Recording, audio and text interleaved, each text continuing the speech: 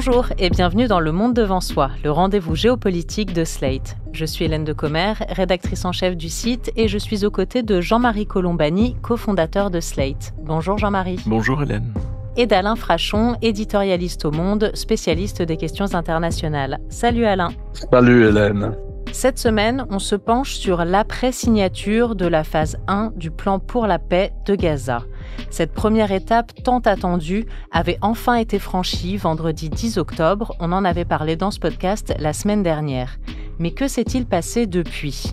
Entre la parade de Donald Trump à Sharm el-Sheikh, les défis de la mise en œuvre sur le terrain et les nombreuses questions qui restent en suspens, on comprend bien qu'il ne faudrait pas crier victoire trop vite.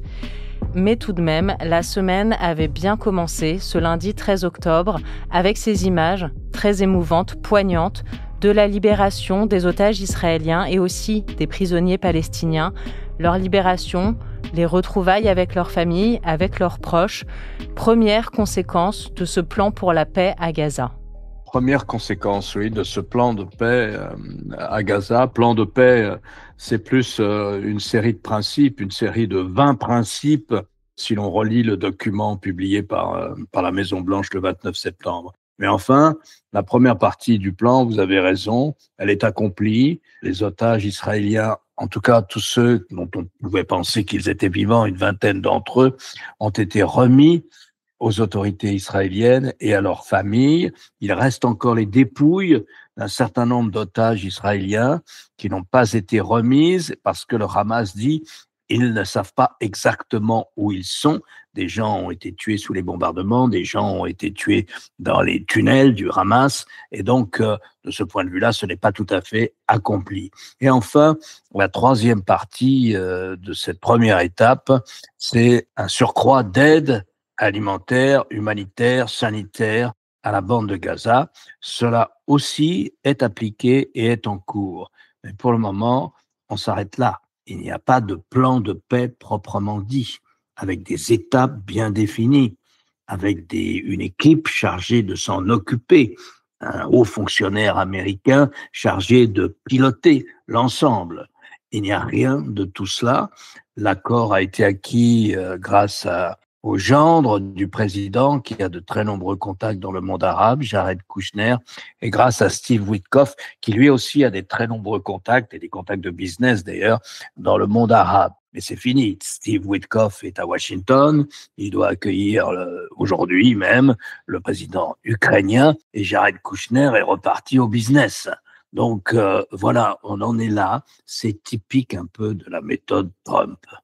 On a un peu passé sous silence, je trouve, le fait que l'épisode de Gaza a été rendu possible aussi, pas uniquement, mais aussi par les efforts conjugués de la France et de l'Arabie Saoudite. Et ça passe complètement à l'as parce que la doctrine en France, c'est de considérer qu'on n'a aucun poids, aucune influence, que de toute façon l'Europe n'a plus ni poids ni influence, et donc passons à autre chose. Et évidemment que tout cela est dans les mains de Trump, mais il me semble, je ne sais pas si Alain sera d'accord avec ça, que les Français et les Saoudiens, de concert, ont joué un rôle, et que ce qui a été reproché par certains à Emmanuel Macron, c'est-à-dire la reconnaissance d'un État palestinien, la reconnaissance officielle, a fait partie d'un ensemble d'éléments et de conditions qui ont permis ensuite à Donald Trump d'avancer.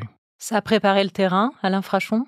Oui, moi, c'est ce que j'ai écrit. Je crois que ça a préparé le terrain, mais même certains Israéliens, certains observateurs israéliens, anciens très hauts diplomates le disent eux-mêmes. Le Premier ministre israélien, Benjamin Netanyahou, lors de la session d'automne des Nations Unies, a pris la mesure de son isolement.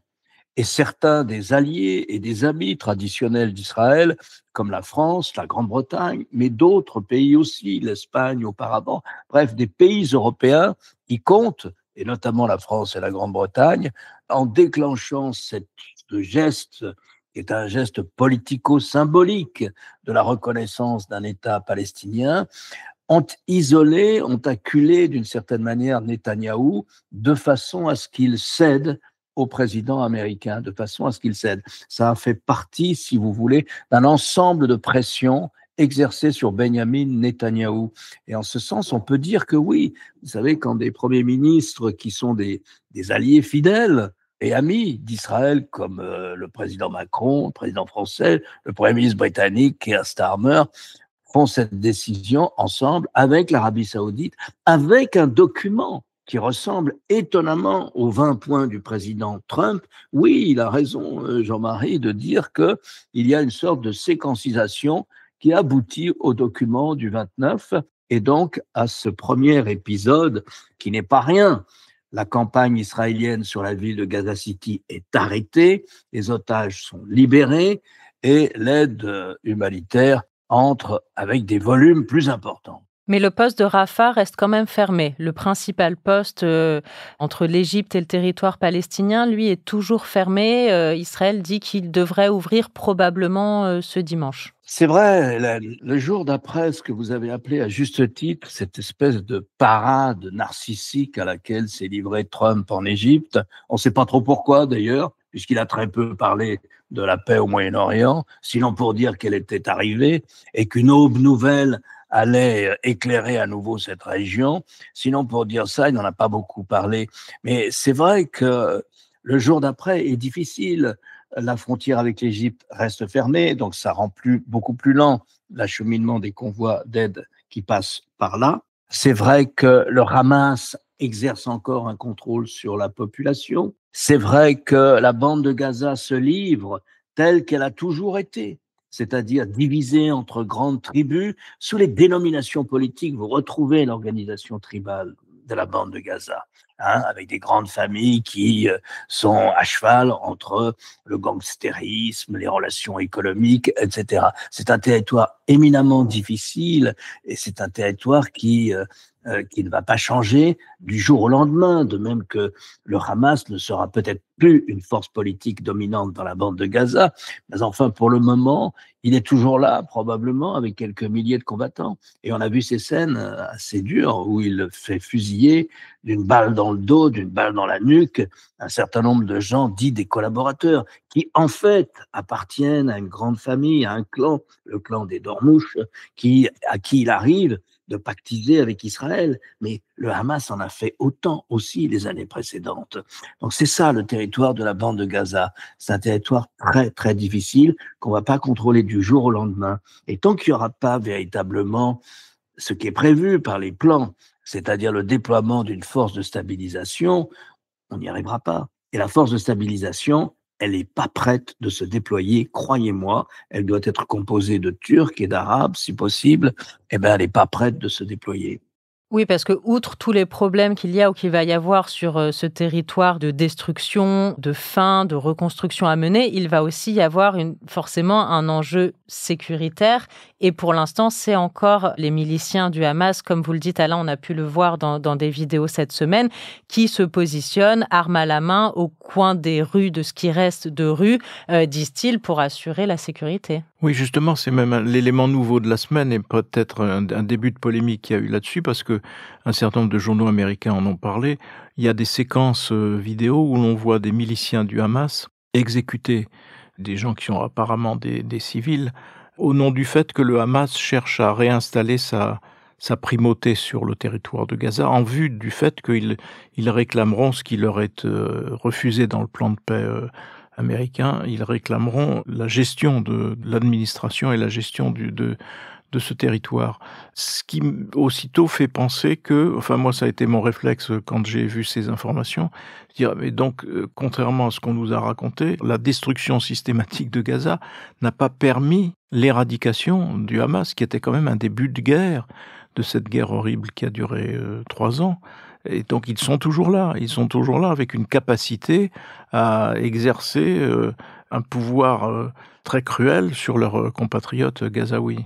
C'est vrai que le Hamas joue aussi sur l'ambiguïté constructive.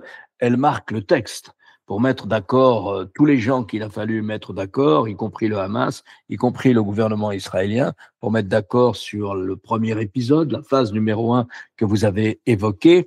Il a fallu cette performance diplomatique qu'il faut saluer, qu'a réalisé Donald Trump. Seuls les États-Unis pouvaient faire ça. Entre parenthèses, cet épisode, ces quelques jours que nous venons de vivre, confirme qu'il y a une seule grande puissance au Moyen-Orient. Une seule. C'est les États-Unis. C'est pas la Chine, c'est pas la Russie, c'est pas l'Europe, même si les Européens, ça et là, comme on l'a dit, ont joué un rôle. Mais une fois que vous enlevez tout ça, après, on retombe sur ce qu'est le territoire de Gaza, si vous voulez. C'est un territoire qui est un piège en lui-même. Or, que disent les 20 principes, si on s'en tient? Encore une fois, ce n'est pas un plan. Ce sont des principes sur lesquels il a fallu se mettre d'accord pour qu'on puisse en arriver à l'échange des prisonniers et la libération des otages. Que disent ces principes? Ces principes, évidemment, là, on sent la pression qu'a exercé le gouvernement israélien et le Premier ministre. Pas de rôle pour l'autorité palestinienne avant plusieurs années.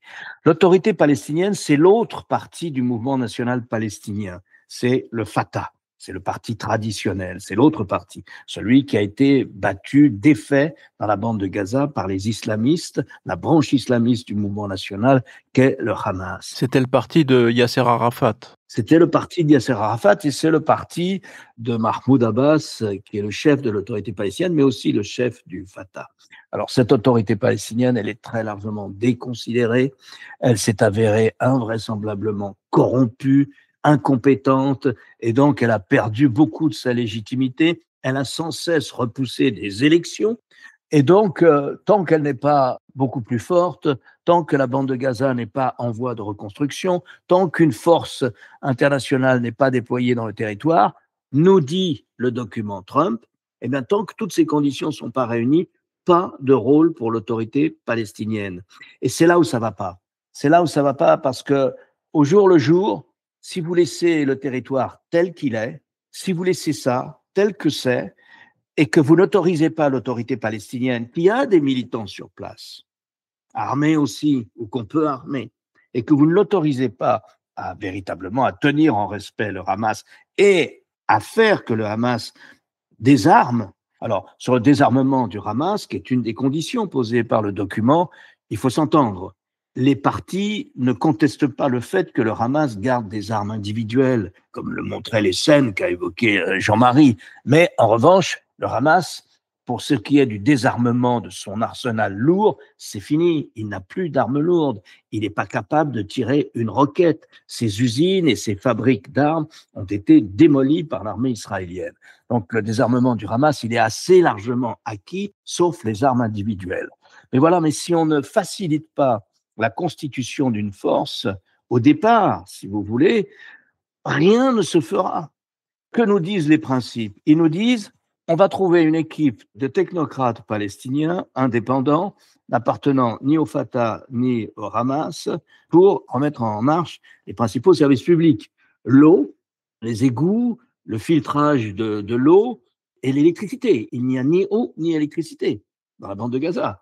Tout se fait avec les usines. Il y avait des usines de dessalement, elles ont été détruites.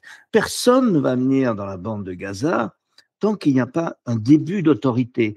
La seule possibilité, c'est le Fatah. Et vous ne trouverez pas des technocrates palestiniens qui n'appartiennent comme ça ni au Fatah ni au Hamas. Il y a des centaines et des milliers de technocrates palestiniens compétents, y compris dans la bande de Gaza d'ailleurs. Et il y en a dans le Golfe, et il y en a dans tout le monde arabe, et il y en a à Londres, et il y en a à New York, et il y en a à Paris, etc. Ce n'est pas le problème. Le problème, c'est l'autorité politique. Or, cette autorité politique, et c'est là où le document est faible, Israël n'en veut pas. En tout cas, n'en veut pas avant plusieurs années. Donc, on bute là. Alors, on dit que le Hamas rende lui-même ses armes et accepte de lui-même de ne plus jouer de rôle politique. Ils ont plus ou moins accepté de ne jouer plus de rôle politique, en tout cas en parole. Mais ils sont là. Et ils sont là. Et donc, tant qu'on est dans cette situation, le reste des principes ne sera pas appliqué. Encore une fois, Trump, d'une certaine manière, a réussi quelque chose de formidable. Et ensuite, il a été Trumpissime, c'est-à-dire qu'il annonce la paix alors qu'elle n'est pas là. Est-ce que vous vous êtes seulement demandé où était le chef de la diplomatie américaine, Marco Rubio, ces temps-ci? Qui à Washington pilote l'équipe chargée de la mise en œuvre du plan? Personne. C'est du Trump. C'est du Trump. C'est une sorte de publicitaire comme ça, de battleur qui vous vend beaucoup plus que ce qu'il vous offre. Il nous a offert la libération des otages et la première phase que vous avez dite, mais ça s'arrête là.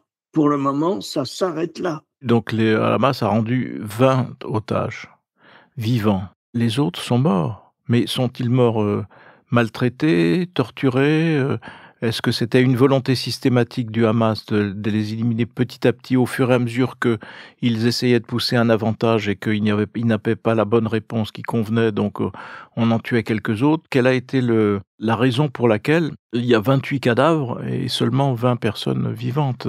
Alors, certains des cadavres ont commencé à être rendus. 9 dépouilles rendues sur les 9 ont été 28. rendus, 9 ont été rendus, voilà. Alors bon, le Hamas a répondu. Il a dit, bah écoutez, il y a des gens qui ont été tués. Alors, il n'a pas dit ça, mais il y a des gens qui sont morts sous les mauvais traitements, sous la torture, affamés aussi, parce qu'on leur donnait rien. On a vu des images effrayantes de ce point de vue-là. Et puis, il y a des récits de plus en plus effrayants qui sont faits par les otages qui ont été libérés. Et puis, il y a les otages qui ont été tués dans les frappes israéliennes. Et oui, aussi. C'était assez plausible et sans doute fallait-il s'attendre à ce que les dépouilles ne soient pas rendues dans les délais qu'on avait imaginés, ceux auxquels Jean-Marie faisait allusion, c'est-à-dire avec les autres. Non, on savait que dans certains cas, ça allait prendre du temps, à la fois par la faute du Hamas, qu'ils ont été tués ou ils sont morts sous les mauvais traitements, et aussi certains ont été tués et sont sous les décombres des bombardements. Et Israël disait justement que les délais n'étaient pas tenus par le Hamas et que ça pouvait Oui, être c'est vrai. considéré comme une rupture des conditions du cessez-le-feu. Ce qui m'amène à cette dernière question, sans faire de pronostics malvenus et encore moins macabres. Mais est-ce que vous y croyez, vous, Jean-Marie Colombani, Alain Frachon, à la durabilité de ce cessez-le-feu? Impossible de répondre pour ce qui me concerne en tout cas, parce que c'est vrai que on est dans présence d'acteurs qui sont tous... Mais il y a quand même une pression de l'environnement, de l'Arabie, de l'Égypte, de la Jordanie. Il y a aussi la pression qui peut exister à l'intérieur d'Israël. Et moi, ça m'amène à une autre question, c'est quand les Israéliens vont-ils pouvoir voter? Quand vont-ils exprimer leurs sentiments vrais sur le gouvernement de Netanyahou, à partir du moment où on disait jusqu'à présent que la guerre se poursuivait parce que Netanyahou y voyait la condition de se maintenir au pouvoir? Tant qu'il y avait la guerre, les chefs de guerre, on ne remet pas en cause un chef de guerre. Et donc, maintenant que la paix est là, est-ce que les Israéliens vont pouvoir voter et exprimer, si c'est toujours le cas, leur rejet de Netanyahou, ou bien est-ce que la coalition droite-extrême droite va perdurer? Je ne sais pas si Alain peut nous éclairer là.